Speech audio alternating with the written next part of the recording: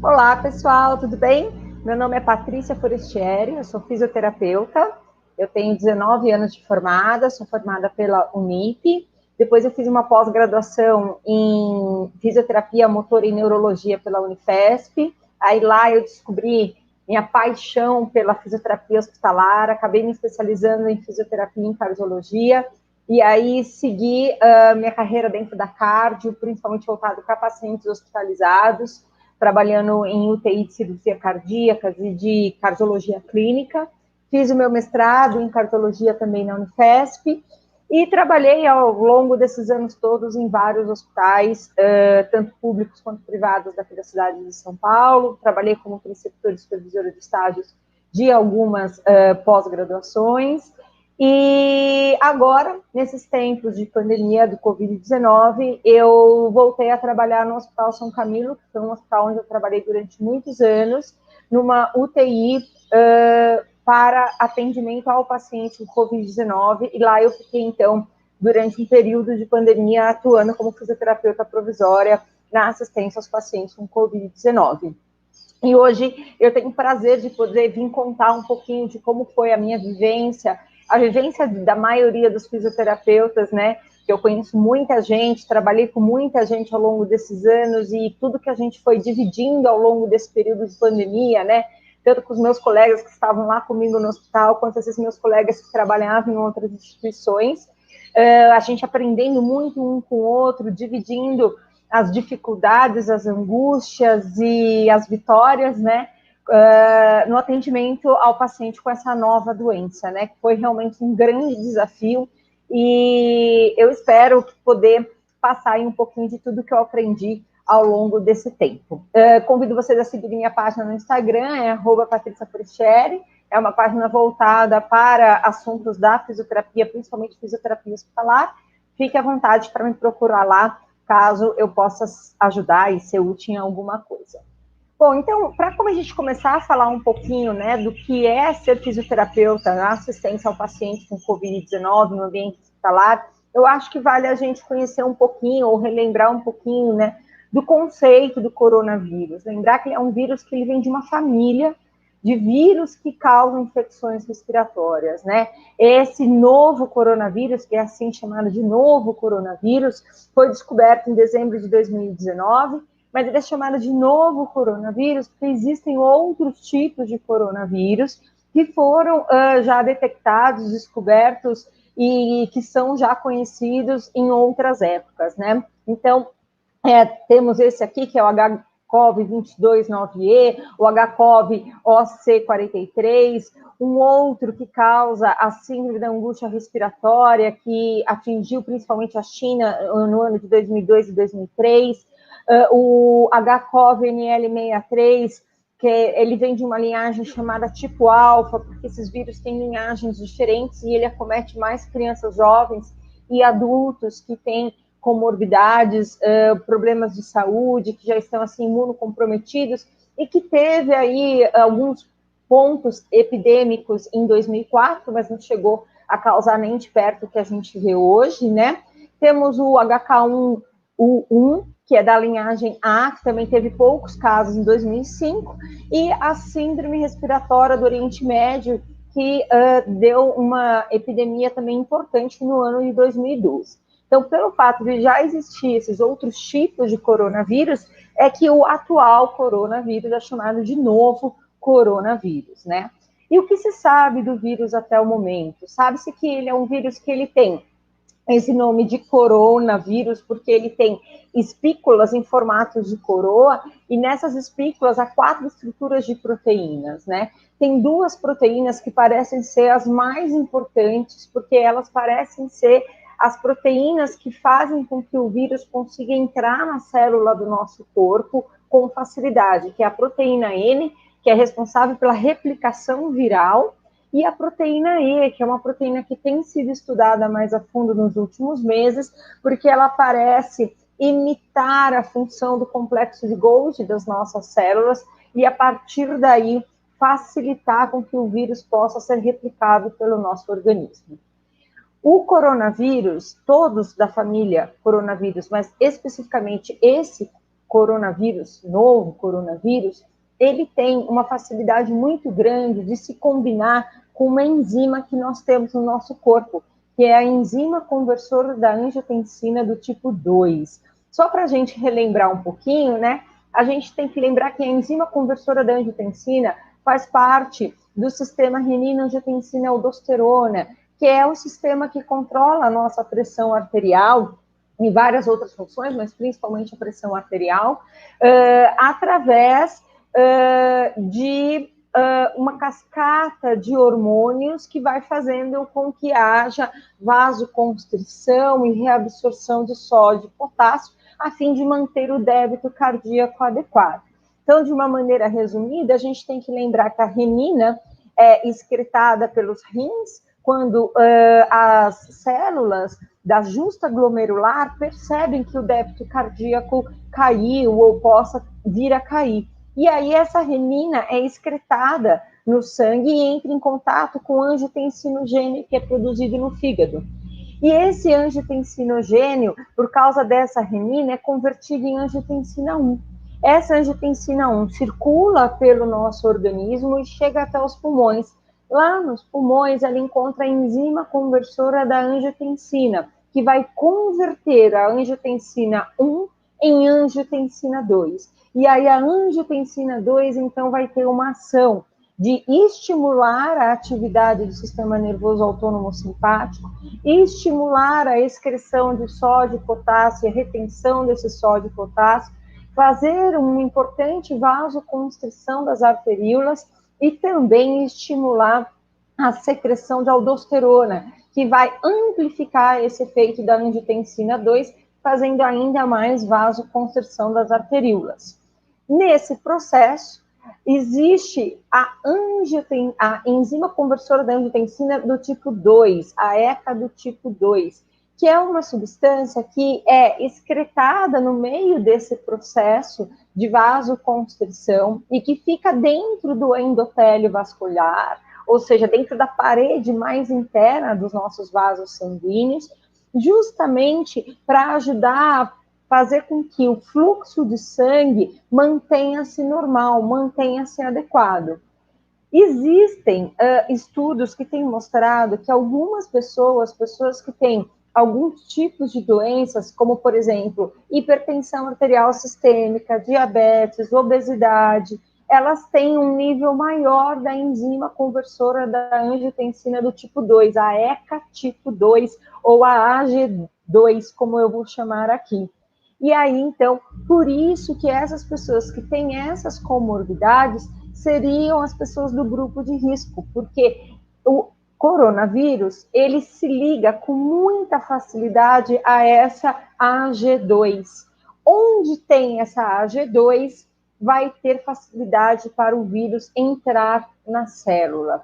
Então, aquelas pessoas que têm uma maior quantidade de AG2 parecem ter maior facilidade para que o vírus entre na célula. E esse vírus, ele entra pelas nossas vias respiratórias. E nas vias respiratórias, principalmente nos pulmões, a gente tem a enzima conversora da angiotensina e temos a AG2. Então, por isso que nos pulmões, nas vias respiratórias, esse vírus encontra facilidade para se proliferar, né? Porque ele encontra um ambiente que facilita a entrada dele na célula. É como se essa AG2 abrisse a porta da célula para o vírus entrar. E lá, então, ele entrando na célula, ele começa, então, a causar um processo inflamatório. Esse processo inflamatório faz com que o corpo produza muitas citocinas pró-inflamatórias, que a gente chama de tempestade de citocinas. No inglês, se vocês forem ler artigos científicos, vocês vão encontrar o termo citocina storm, né? Então, tempestade de citocinas. Essa tempestade de citocinas leva a uma inflamação do endotélio vascular, ou seja, a parede dos vasos sanguíneos, dos capilares pulmonares, fica inflamada, e com isso há um aumento da possibilidade, da permeabilidade dessa parede do endotélio vascular conseguir ter passagem de substâncias, né? Então, você tem aí uma perda da integridade dessa barreira vascular, e isso favorece a inflamação vascular, que pode ser chamada de endotelite, né? Essas células endoteliais inflamadas geram uma ação muito ruim no funcionamento das plaquetas, e em resposta a essa ação inflamatória, as plaquetas acabam fazendo a formação de trombos. Então, quando a gente fala em Covid-19, a gente não tem apenas uma doença onde há inflamação das vias aéreas, das vias respiratórias. A gente tem também inflamação vascular que leva à alteração da coagulação sanguínea. Então, a gente tem um aumento da formação de trombos, a trombogênese. E por isso que essa doença é uma doença que se diferencia das demais inflamações de vias aéreas respiratórias, né? Se diferencia mais da síndrome da angústia respiratória do adulto, da SARA, né? Do síndrome de desconforto do adulto tradicional, causado por uma pneumonia. Porque aqui, nesse caso, além de inflamação das vias respiratórias, que vai comprometer a troca gasosa, eu também vou ter alteração vascular.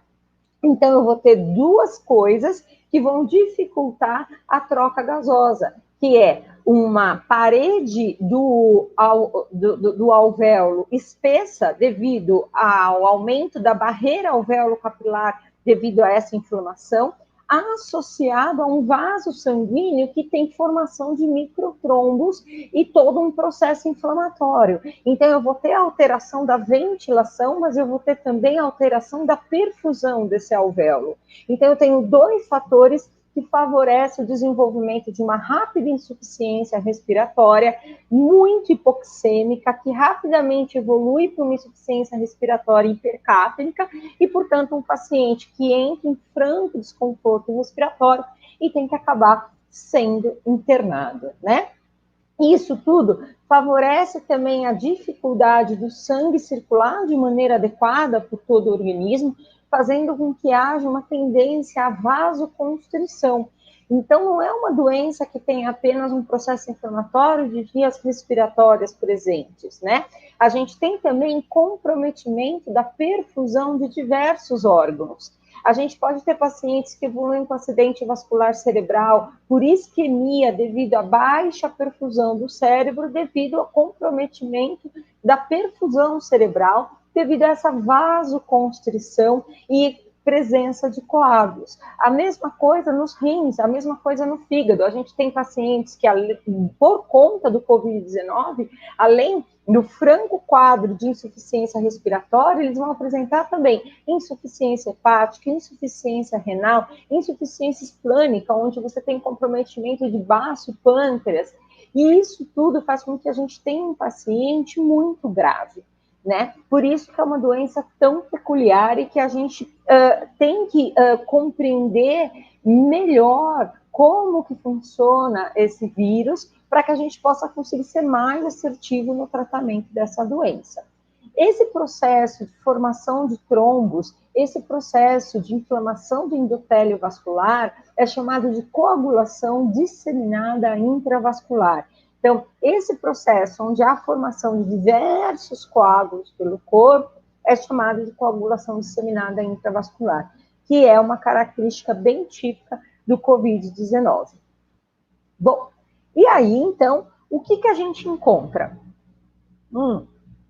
Isso, pessoal, foi uma coisa que me assustou muito atender esses pacientes, né? Porque você encontra um paciente que refere um quadro de febre e um cansaço aos esforços nos últimos 2 dias, nas últimas 24 horas, e aí, como esse paciente está alarmado, sabendo que pode ter a possibilidade de pegar Covid-19, ele vai para o hospital. E, repentinamente, lá no hospital, ele pode evoluir com uma insuficiência respiratória muito grave. Então, isso foi uma das coisas mais difíceis, a meu ver, para nós profissionais da saúde, no começo da pandemia, que a gente não sabia ainda muito bem todo esse processo fisiopatológico do vírus. E por que o paciente evolui tão rapidamente de um quadro não tão grave um quadro moderado, né, onde há febre, há ali sinais claros de infecção e inflamação respiratória, falta de ar, mas de repente ele evolui para uma dispneia muito grande, associada a uma hipoxemia muito grave, com difícil resposta ao cuidado, né? Refratária ao cuidado que está sendo dado, necessitando intubação. Então, isso foi muito assustador. A gente vê pacientes que rapidamente evoluíram para um quadro muito grave. Muitos desses pacientes chegavam no hospital relatando febre, que é o relatado na literatura ao redor do mundo, presente em 99% dos pacientes sintomáticos. Vale lembrar que nós temos pacientes com Covid-19 que têm o vírus, desenvolvem a doença, mas não desenvolvem sintomas, né? Mas aqueles que são sintomáticos, as queixas deles são febre, anosmia, que é perda da capacidade olfativa, a perda do olfato, eles não conseguem sentir cheiro e nem sabores das comidas, isso é um relato que muitos pacientes fizeram logo que chegaram no hospital, que perceberam que talvez não fosse uma gripe comum, pelo fato de não conseguir diferenciar o sabor dos alimentos, nem o cheiro dos alimentos, associado a uma tosse nem sempre com expectoração de secreção, a maioria dos casos, uma tosse ainda seca, porém persistente, associada à dispneia, aos pequenos e médios esforços, mialgia, dor muscular muito intensa. Isso foi uma queixa importante dos pacientes também. 35% dos pacientes ao redor do mundo mostraram ter uma fadiga e acompanhada de mialgia muito intensa, enquanto que sinais associados a distúrbios gastrointestinais, como náuseas, diarreias, não são tão comumente relatados, assim como a enxaqueca também não tem sido tão comum. No entanto, o que a gente sabe? E isso tem sido, acho que, a grande dificuldade para nós, profissionais da saúde, conseguirem convencer as pessoas da importância dos cuidados dessa doença, né? Porque do total de pacientes que têm o Covid-19, apenas 20% deles evolui para a forma grave da doença, que evolui para uma severa insuficiência respiratória, onde há um dano alveolar difuso, necessidade de internação e muitas vezes de ventilação mecânica. E aí, muita gente não consegue entender isso, né? Muita gente fala assim para mim, mas olha eu peguei a doença e eu tô aqui ótimo. Mas morre 1.000 pessoas por dia de outras doenças, por exemplo, o infarto agudo do miocárdio. É uma doença que chega a matar, as doenças cardiovasculares, né? Elas chegam a matar aí 1.000 pessoas por dia, em países desenvolvidos e principalmente subdesenvolvidos. Então, por que esse drama com Covid-19?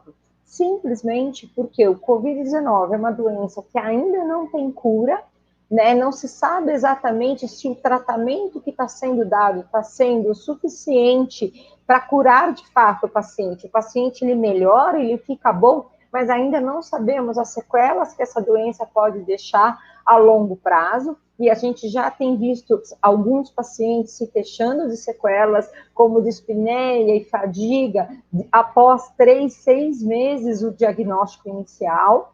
Além disso, o tratamento ele não funciona para todo mundo. Para a grande maioria dos pacientes, tem se apresentado bons resultados quando você faz uma mistura de antibióticos com o uso de corticoide e antivirais. Mas para alguns pacientes, esse tratamento não tem sido tão bom assim. Então, a gente ainda precisa descobrir qual é o tratamento que realmente é mais efetivo para diferentes perfis de pacientes. E, enquanto isso, o paciente tem uma insuficiência respiratória de difícil controle que faz com que ele fique muito tempo internado, lotando os hospitais. Então, a gente precisa se prevenir dessa doença, não é porque ela simplesmente pode evoluir para uma forma grave, é porque mesmo muita gente não evoluindo para a forma grave, poucas pessoas que evoluem para a forma grave já é o suficiente para lotar os hospitais e dificultar o atendimento da equipe multiprofissional, porque são pacientes que exigem a atenção muito, muito intensa de toda a equipe. Então, a gente precisa ter hospitais prontos para isso. Se todo mundo pega a doença ao mesmo tempo, calha de uma grande parcela da população pegar a forma grave, precisar de hospital e não vai ter hospital para todo mundo. E aí, como que nós vamos fazer? Né? Então, às vezes, é muito difícil as pessoas entenderem isso, porque as pessoas falam assim, se 80% das pessoas não evoluem com a forma grave da doença, por que eu tenho que me proteger? Né? Por que tanto estardalhaço com esse vírus? Justamente porque 20% que posso pegar a forma grave da doença é o suficiente para levar nós profissionais à loucura, né? Além disso, é uma doença que se espalha com muita facilidade. É um vírus transmitido pelas vias respiratórias, né? Então, você respirar e falar, tossir, espirrar perto das outras pessoas, facilmente você transmite. E aí, como você vai controlar quantas pessoas estão contaminadas, né? Então, é por isso que a prevenção é tão importante. E aí, esses pacientes, então, eles chegavam nos hospitais, né? Eu não sei se eu posso falar no passado, porque apesar da gente ter atualmente uma redução do número de pacientes internados aqui no estado de São Paulo, a gente ainda tem muitos estados do país com situação alarmante, e agora na Europa a gente está tendo aí indicativos de que haverá uma segunda onda do vírus, algumas cidades já pensando em fazer um novo lockdown, algumas cidades já relatando aí 10, 15 mil novos casos, né? Então, eu não sei se a gente pode falar no passado, mas, a princípio, os pacientes chegavam no hospital com esses sintomas, né, com essas queixas, febre, a 24, 48 horas, tosse, perda do paladar, perda do olfato, e aí, imediatamente, então, nós fazemos uma avaliação do padrão respiratório, ver se essa tosse está associada a processo com expectoração de secreção, porque isso é indicativo de um processo inflamatório já mais adiantado, e se esse paciente apresenta dispneia aos pequenos esforços, se essa dispneia está levando aí a um aumento da frequência respiratória associada a uma queda da saturação periférica de oxigênio. Então, a oximetria de pulso é super importante para a gente averiguar quanto que esse paciente está saturando, sendo que o esperado é que esse paciente mantenha a saturação de oxigênio em torno de 90% a 94%, né?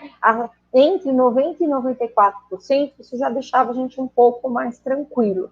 Porém, a gente percebia que esses pacientes apresentavam desconforto respiratório e rapidamente esse desconforto se traduzia em hipoxemia, onde na saturação periférica de oxigênio a gente encontrava valores bem abaixo dos 90%. Pacientes com 85%, 80%, 75% de saturação periférica de oxigênio. Ou seja, uma hipoxemia importante, né? Isso é um número alarmante de que não está chegando oxigênio na periferia, nos tecidos. Esses tecidos não estão sendo adequadamente oxigenados, né?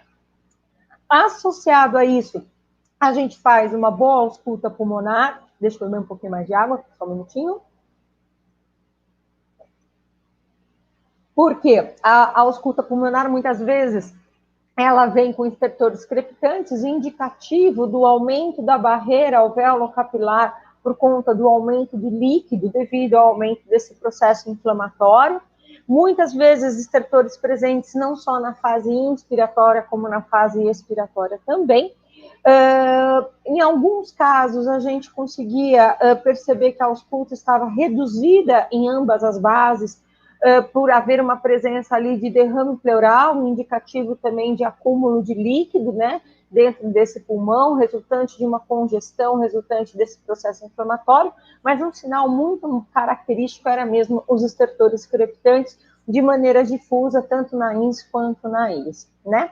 Associado a isso, em alguns casos, a gente encontrou cianose central e periférica, né, indicativo de hipóxia tecidual, e era avaliado a escala SOFA, que é a escala que ajuda a gente aí a avaliar nível de consciência e sinais indicativos de evolução de um quadro de sepse. Então, se esse paciente já está entrando num quadro de sepse, ou seja, de infecção generalizada, né?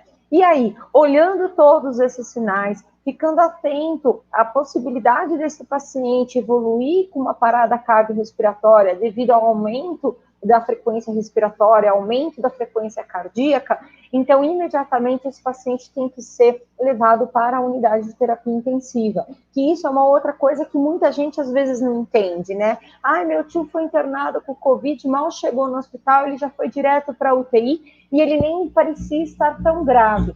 Só o fato dele não estar conseguindo manter a saturação dele entre 90% e 94% já é indicativo de unidade de terapia intensiva, porque a gente precisa monitorar esses sinais vitais, justamente para entrar com a necessidade de ventilação mecânica no momento certo, para não protelar os atendimentos, os cuidados necessários a esse paciente, né?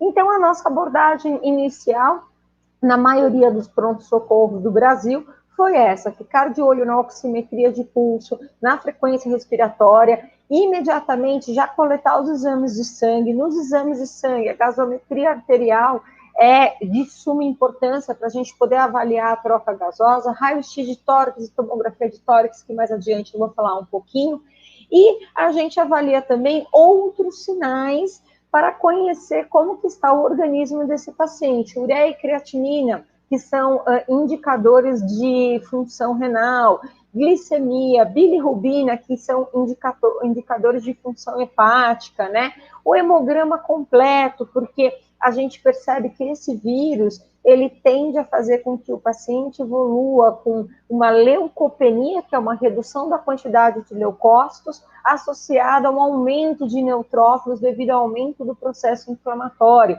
Então, isso é um indicativo de que o paciente poderia piorar mais rapidamente. Proteína C reativa, PCR, que nos ajuda a olhar processo inflamatório, um importante marcador inflamatório. Dedímero, o dedímero é uma substância que aparece mais aumentada nesses pacientes, porque como esses pacientes apresentam um processo de coagulação disseminada, em resposta a esse processo de coagulação, acaba tendo um aumento dessa substância chamada dedímero. Então, o dedímero também se mostrou ser um indicativo do quanto grave está esse paciente e do quanto esse paciente pode vir a piorar. Assim como a troponina e o lactato, que são indicadores de lesão miocárdica, visto que você tem uma doença infecciosa por conta de um vírus que pode atacar o coração, né? Então, muitos pacientes evoluem com miocardite, com isquemia miocárdica. Então, a gente precisava ter marcadores cardíacos. Então, a abordagem inicial no pronto-socorro, rapidamente ali, é coletar todos esses exames, fazer isso quanto antes. No raio-x de tórax, né, o que a gente encontrou? 25% dos pacientes que chegam no hospital apresentam infiltrados bilaterais esparsos, principalmente em base, tá? 75% dos pacientes apresentaram infiltrados bilaterais difusos, ou seja, acometimento difuso pulmonar, ou seja, algo que ficou bem marcante. Paciente com dispneia, febre, raio-x de tórax apresentando infiltrados bilaterais difusos, opa, provavelmente é Covid-19, tá? Aqui nessa imagem, como vocês podem ver, nessa imagem aqui mais à esquerda do slide, a gente tem o pulmão direito do paciente com infiltrados mais esparsos, um pulmão direito muito mais cometido do que o pulmão esquerdo, enquanto que nessa imagem de raio-x à direita, era um paciente que já estava entubado, não sei se vocês estão conseguindo visualizar aqui, né, a cânula orotraqueal, e mesmo já entubado, ainda mantendo essa imagem de processo inflamatório difuso, de congestão com esses infiltrados bilaterais difusos, né? E aí, o atendimento fisioterapêutico na sala de emergência era, junto com a equipe multiprofissional, tentar brecar essa insuficiência respiratória aguda. Como esses pacientes evoluíam rapidamente de uma dispneia para uma dispneia mais intensa, né, com uma hipoxemia, um catéter nasal de oxigênio simples não era o suficiente para que a gente consiga manter essa saturação periférica de oxigênio entre 90% e 94%. Então, a maioria desses pacientes já iniciavam a oxigenoterapia com um aporte máximo de oxigênio através da máscara não reinalante, né? O que é essa máscara não reinalante? É uma máscara que tem um reservatório. Essa bolsa, ela consegue promover uma quantidade bem alta de oxigênio, ao mesmo tempo que ela tem menos possibilidade de aerossolizar. Porque um dos nossos maiores problemas ao atender esse paciente é que tudo que a gente vai fazer com ele promove a aerosolização. Um paciente que espirra, um paciente que tosse, você coloca essa máscara, ele expira e, portanto, aerossóis são produzidos e contamina toda a equipe. Então, a equipe tem que estar muito bem paramentada. Se a equipe não estiver muito bem paramentada, a gente não consegue ter segurança adequada para atender esse paciente e a gente corre o risco de ficar doente e ainda levar essa doença para as nossas casas, para as nossas famílias. E além disso, mesmo você estando totalmente paramentado, foi pensado em possibilidades de você oferecer oxigênio ou qualquer outro recurso com menor possibilidade de aerosolização. Esse foi um dos nossos primeiros desafios no começo da pandemia. Como que eu vou fazer oxigenoterapia? Como eu vou pensar em fazer uma inalação com esses pacientes? Inalação, por exemplo, foi algo praticamente impossível de ser feito, né? Porque a cada inalação que faz, você solta esses aerossóis contaminados. Então, foi muito difícil a gente pensar no como tratar esse paciente, né? Num primeiro momento, não era falado, por exemplo, em ventilação mecânica não invasiva, como eu vou falar mais adiante, né? Então, a gente tinha essa dificuldade, como tratar esse paciente. Além disso, ainda não se conhecia exatamente o vírus, a sua virulência e a sua patogenicidade por completo. Então, você não sabia até que ponto, mesmo você estando totalmente paramentado, você estava de fato protegido. Então, isso assustou muito os profissionais da saúde. Vários profissionais sendo contaminados, eu tive vários colegas que foram contaminados. Eu não fui contaminada, eu já fiz 4 testes, eu não sei como eu não fui contaminada, acho que não era para ser mesmo, porque eu tive pacientes que, entre aspas, tossiram ali na minha cara. Eu estava super adequadamente equipada com os EPIs, né? Parecia um astronauta ali, mas assim, mesmo profissionais seguindo rigorosamente o uso dos EPIs, em algum momento tiveram algum pequeno descuido, talvez na hora de tirar os EPIs, e acabaram ali se contaminando, né? E aí, esses profissionais tinham que ser afastados do serviço. O que acontecia? Os serviços começaram a ter menos profissionais. Nós, que não estávamos contaminados, é que acabávamos tendo que cobrir os plantões desses profissionais que precisavam ser afastados. Então, virou uma loucura. A gente trabalhava 12 horas por dia, passamos a trabalhar 24, 36, 48, para cobrir aqueles profissionais que precisavam ser afastados. E se a gente não estivesse lá trabalhando, quem que ia atender os pacientes? Então, isso é um outro fator que as pessoas às vezes não conseguem entender da importância da gente realmente se cuidar, se prevenir e levar a sério essa pandemia, porque é um vírus que realmente ele muda totalmente a maneira que um profissional de saúde atua dentro do ambiente hospitalar. Bom, associado a todo esse vucu-vucu de arranjar uma forma de fazer o paciente receber a oxigenoterapia, o quanto antes a gente precisa encaminhar esse paciente para a tomografia, porque a tomografia ela é o exame que vai nos mostrar quantos por cento desse pulmão está acometido. E um dos sinais mais típicos da Covid-19 foi a gente encontrar uma imagem de vidro fosco, que é uma imagem bem típica de acometimento inflamatório dos alvéolos, né? Principalmente nas partes mais periféricas, eu não sei se vocês conseguem enxergar aqui, nessa imagem, por exemplo, aqui, ó, essa imagem aqui é uma imagem típica de vidro fosco, ó, tá? Essa outra imagem aqui também é uma imagem típica de vidro fosco. Aqui, esse pulmão da direita aqui, ó, também mais em base, tá? É um paciente do sexo masculino, de 72 anos, que estava com seu pulmão 75% comprometido. Um paciente com uma dispneia importantíssima, acabou tendo que ser entubado. né? E já nessa fase, ele chegou no hospital com febre, com falta de ar, e em menos de 12 horas o quadro dele piorou muito. Na tomografia, além da gente ver que ele tinha 75% do pulmão comprometido, também foi possível notar que já havia áreas de atelectasia, ou seja, áreas em que você tinha aí colapamento dos alvéolos devido a esse processo inflamatório. Então, isso explica o porquê daquela hipoxemia intensa, daquela insuficiência respiratória intensa. Além disso, lá no comecinho de abril, né, foi publicado, mais precisamente, finalzinho de março, foi publicado esse artigo pela equipe do Luciano Gattinoni, que é um dos melhores intensivistas do mundo, que ele é que estudou aí lá no meados dos anos 90 e do começo dos anos 2000, publicou vários artigos sobre a importância da posição prona em pacientes com SARA.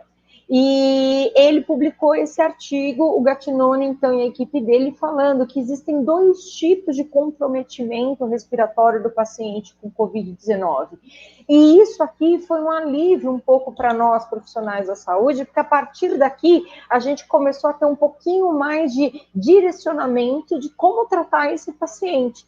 Então, o que o Gattinoni colocou? Ele colocou que há pacientes que desenvolvem o tipo L, que é o tipo low, ou seja, é um paciente que tem um baixo comprometimento alveolar, é um paciente que tem vasoconstrição hipóxica, mais do que um comprometimento ventilatório, mas ele tem uma complacência estática pulmonar não muito ruim. A complacência estática dele não está tão prejudicada. Então, é um paciente que não vai precisar de pressões para abrir esse pulmão, que não vai precisar fazer um recrutamento alveolar, que a gente pode usar parâmetros mais baixos na ventilação mecânica. No entanto, há um outro perfil de paciente, que é o paciente tipo H, que é o paciente high, que é o paciente que tem um grande comprometimento pulmonar, que acredita ser em torno de 20% a 30% dos casos. Pacientes que têm um importante quadro de edema e colapso alveolar, bem típico de SARA, com uma complacência pulmonar bem reduzida, havendo necessidade de outros tipos de intervenções, principalmente de parâmetros ventilatórios como a PIP, mais elevados, sendo esses pacientes mais graves, né? Então, a partir desse estudo, ficou um pouco mais fácil para a gente entender essa doença e muita coisa mudou. E foi, então, a partir daí, por volta do meio de abril, comecinho de maio, que todo mundo conseguiu entender melhor como manejar as questões ventilatórias para esse paciente.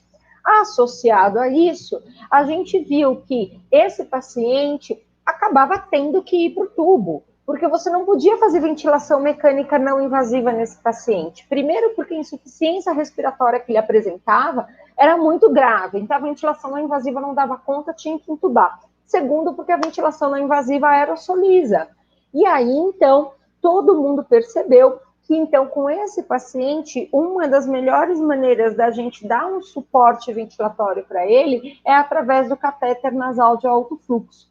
Então, o catéter nasal de alto fluxo é essa máquina aqui, que vocês podem ver nessa foto à esquerda do slide, em que a gente conecta do paciente, e isso gera um alto fluxo de oxigênio que traz um pouquinho de pressão para poder manter a via aérea aberta, e com isso os níveis de aerosolização diminuíram muito. Então, a chance de você ter um paciente a chance de você ter um paciente que contamine um profissional da saúde é bem menor do que numa ventilação mecânica não invasiva tradicional.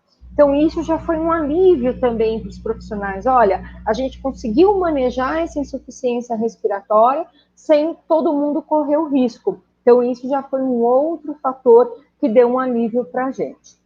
Vale lembrar também, pessoal, que no meio disso tudo, esses pacientes, eles têm que estar sozinhos no quarto, né? Não é um paciente que a gente atende em enfermarias, que você tem 2, 3 leitos no mesmo quarto.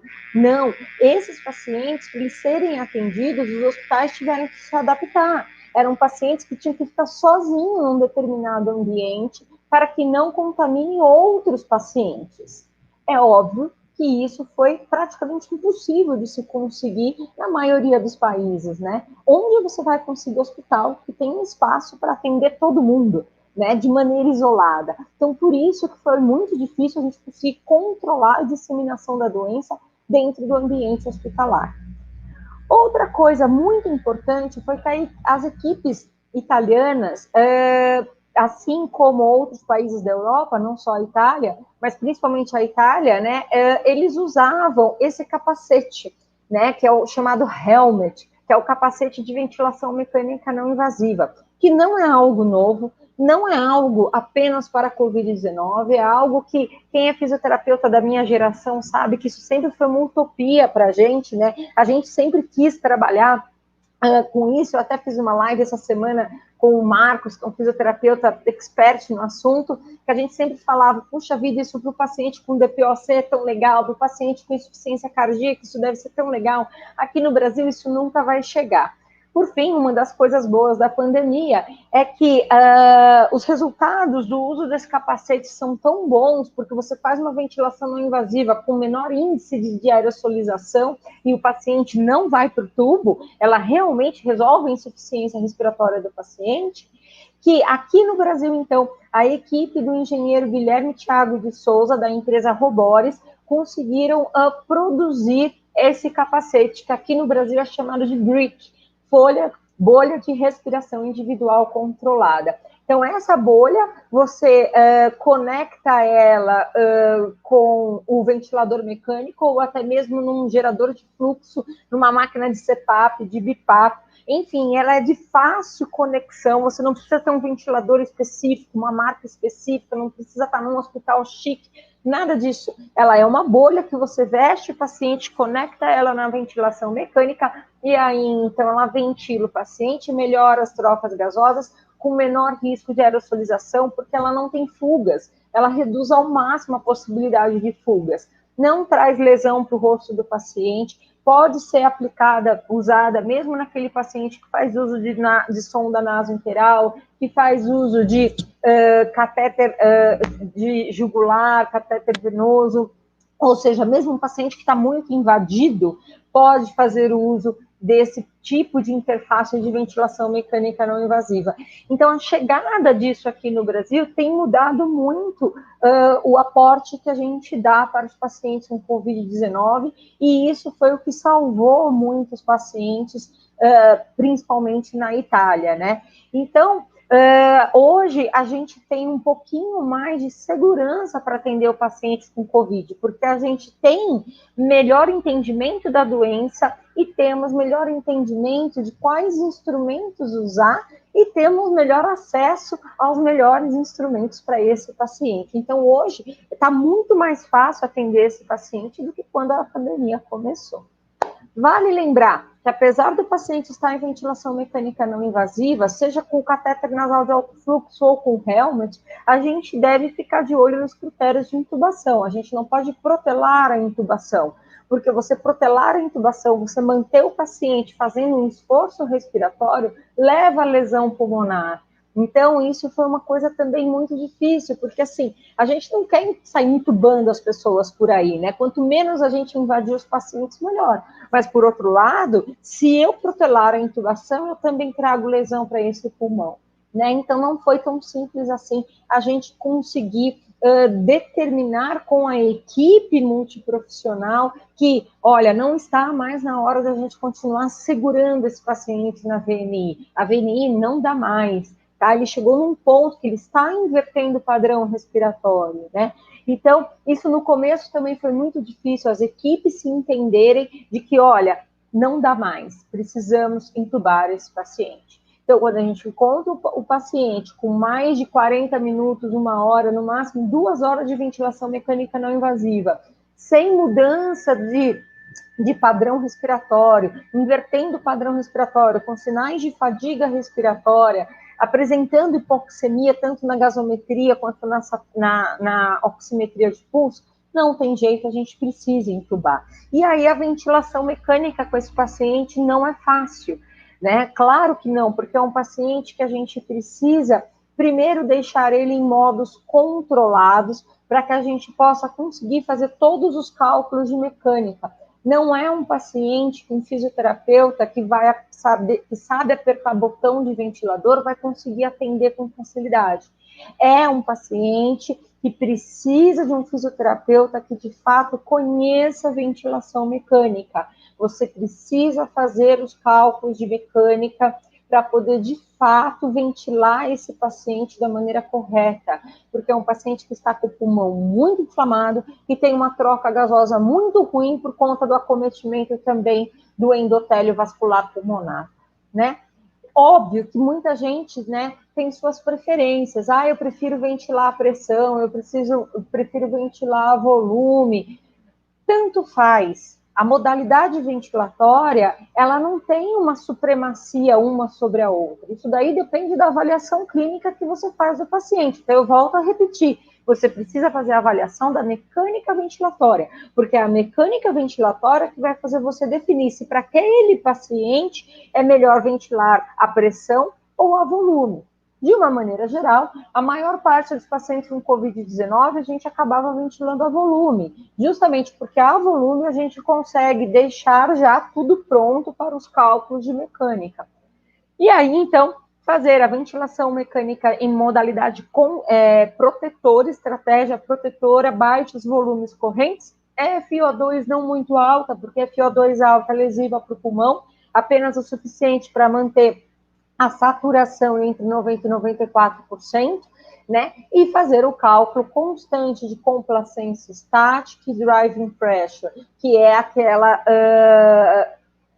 o cálculo de distensibilidade do pulmão, né? A driving pressure, quanto que esse pulmão está distendido, né? Essa driving pressure não pode ser alta, tem que ser preferencialmente abaixo de 15 centímetros de água, para que a gente não cause lesão pulmonar induzida à ventilação mecânica. Porque, assim, a Covid-19 ela é uma doença que estressa o pulmão, é uma doença que você precisa ajudar esse pulmão a ter uma troca gasosa melhor.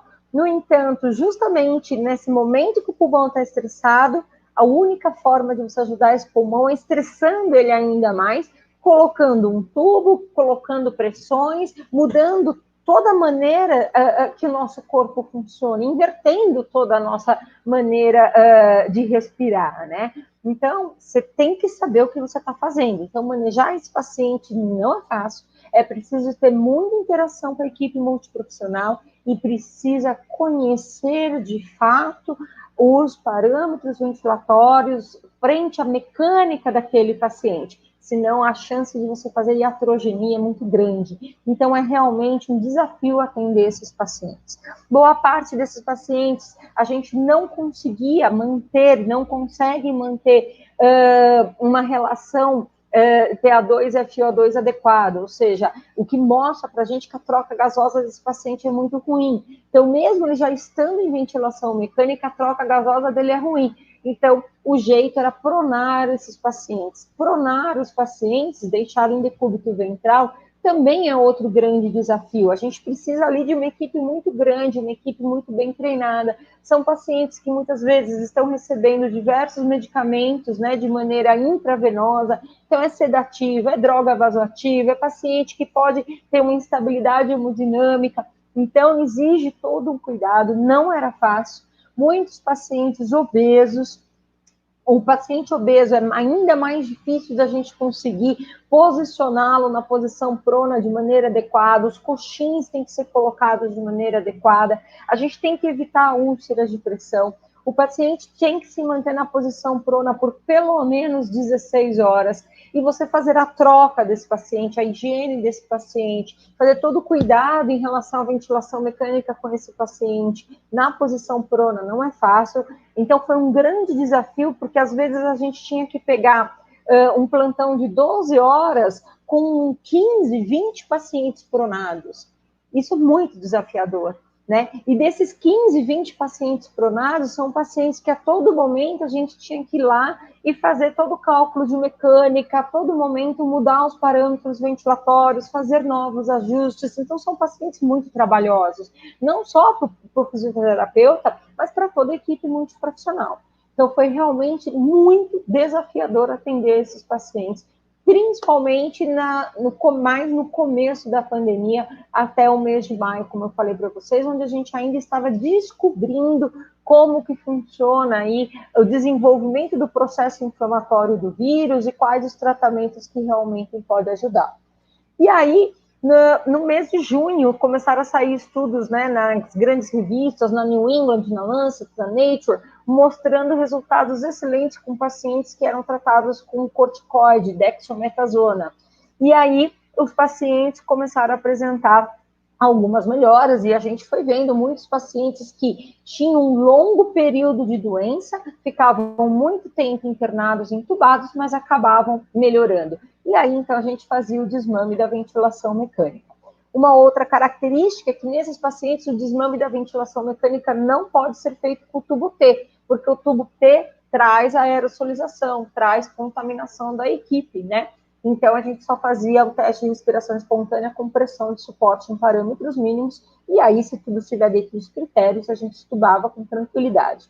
Infelizmente, tivemos muitos pacientes que tiveram que evoluir para a traqueostomia, seja porque eram pacientes mais idosos, com múltiplas comorbidades, ou pacientes que tiveram danos cerebrais por conta da doença, ou pacientes que evoluíram com sepse, pacientes que perderam força muscular respiratória. Esses pacientes acabaram evoluindo para a traqueostomia. Na traqueostomia também foi o outro desafio, porque a traqueostomia por si só, ela acaba favorecendo a aerosolização e maior contaminação dos profissionais.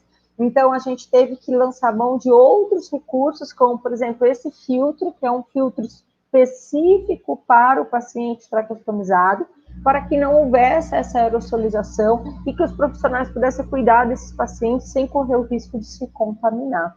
Nesses pacientes com Covid-19, uma característica que a gente percebeu também é que, como o processo inflamatório da doença é mais longo, é mais demorado, então a gente acabava optando pela traqueostomia naqueles pacientes que ficaram em uso de ventilação mecânica acima de 21 dias. Diferente do paciente crítico tradicional, né? Que a gente só evolui para traque depois de 14 dias de tubo. Nesse caso de Covid-19, não. A gente tolera em torno de 20, 21 dias de tubo. E aí sim, a partir daí, a gente pensa numa traqueostomia, porque a gente sabe que o processo inflamatório da doença é mais longo, né? Então, a gente sabe que a gente tem que ter um pouco mais de paciência, tem que esperar esse corpo responder, demora um pouco, para daí, então, a gente poder ver resultados.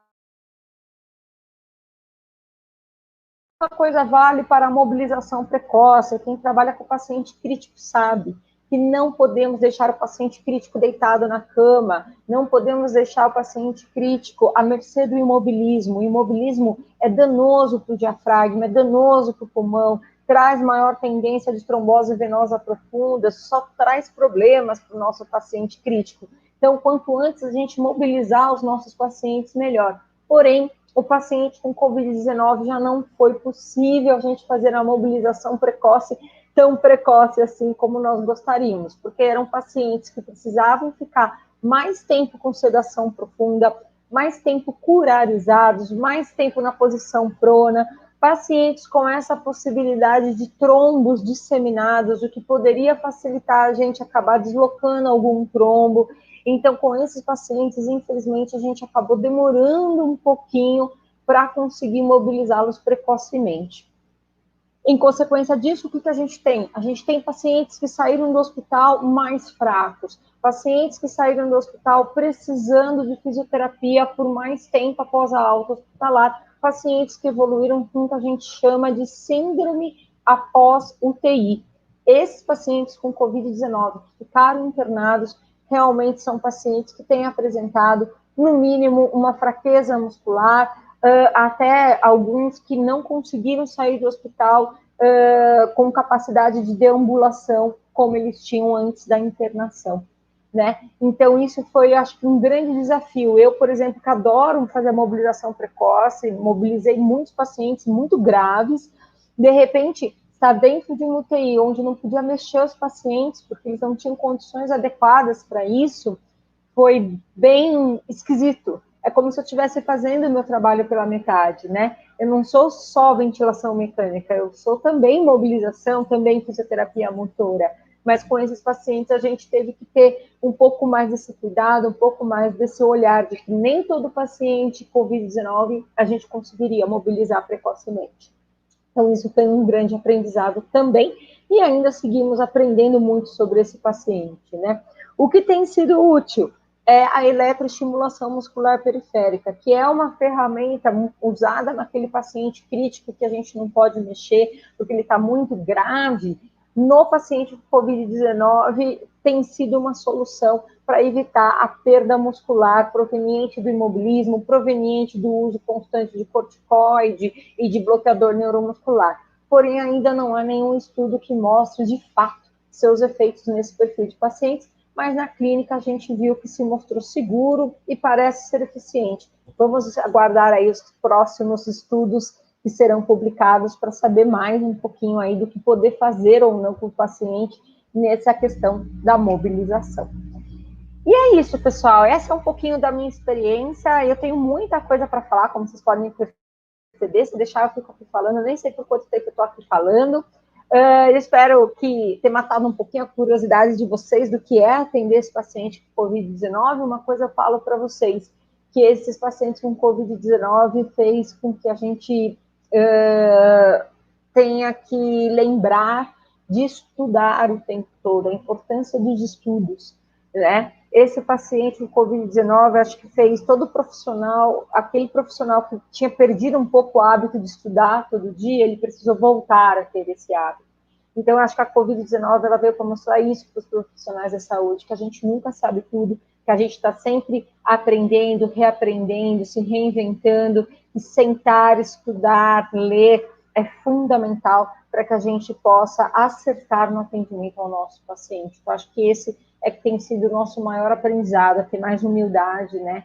E saber que, às vezes, não é a gente que manda no mundo 100%, existem forças maiores, né? E para a gente lidar com essas forças, a gente precisa ter humildade, baixar a cabeça, estudar, trocar ideia com a equipe, ter mais união, né? Todo mundo pensar junto para melhorar os pacientes. E assim a gente foi vendo que os resultados bons foram vindo, e aí temos hoje, graças a Deus, muito mais pacientes que sobreviveram à doença do que pacientes que morreram. Graças a Deus, a taxa de mortalidade ainda é menor do que aquilo que a gente, no começo da pandemia, achou que ia ser.